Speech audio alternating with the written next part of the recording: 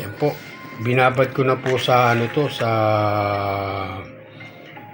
lemon, tsaka paminta, toyo. Binabad na po natin yan at sa may bawang. Ayan po. Ano na po to,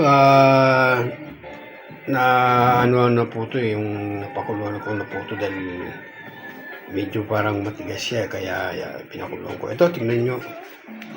Magluluto na tayo. Ito, magluluto tayo. May pinainit na po akong kasirola.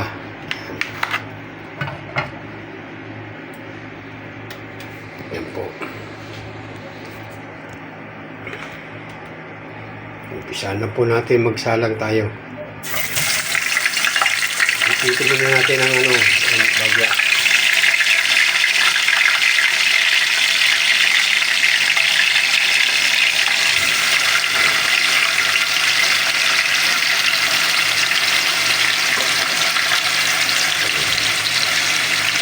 Ipito lang po natin siya ng bagya para lang maano lang yung pero ano na po yan, madali na lang po maluto yan dahil ano na po yan, medyo pakuluan ko na po ng konti yan.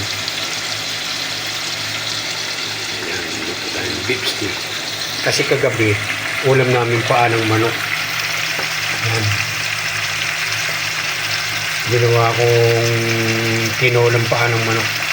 Kaya minatira, yan lang sabaw namin. Saka tinigito.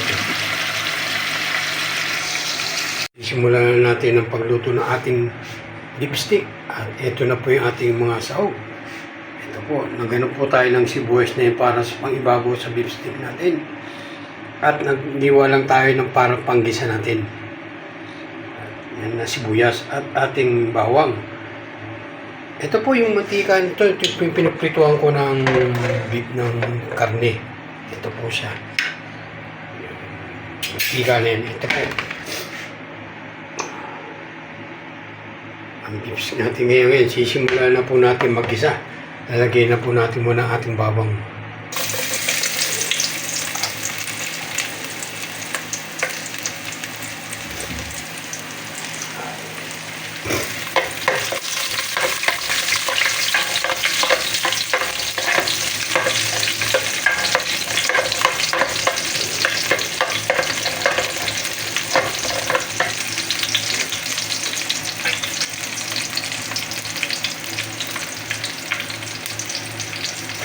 Susunod po natin ang ating sibuyas.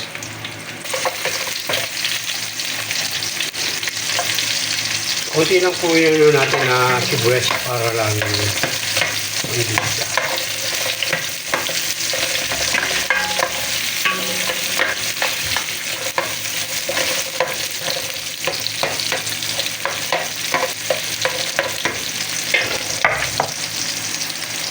Sunod natin ang ating pinagbabaran yan.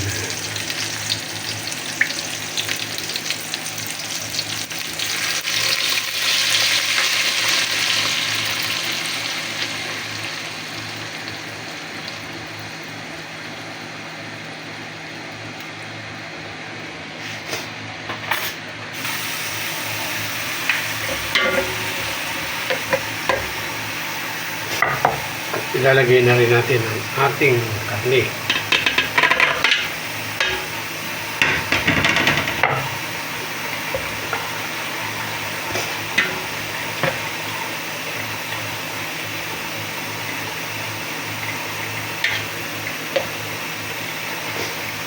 Yan lang po natin na kumulo siya sa para magsabaw-sabaw pa konti. Takpan natin bago natin ilalagay natin ating sibuyas. O yan, lagay na po natin sa ibabaw yung ating sibuyas.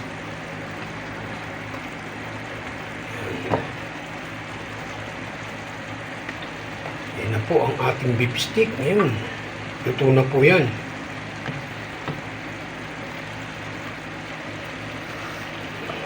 Takpan natin ulit para natin tutuloy lang po natin saglit yung sibuyas.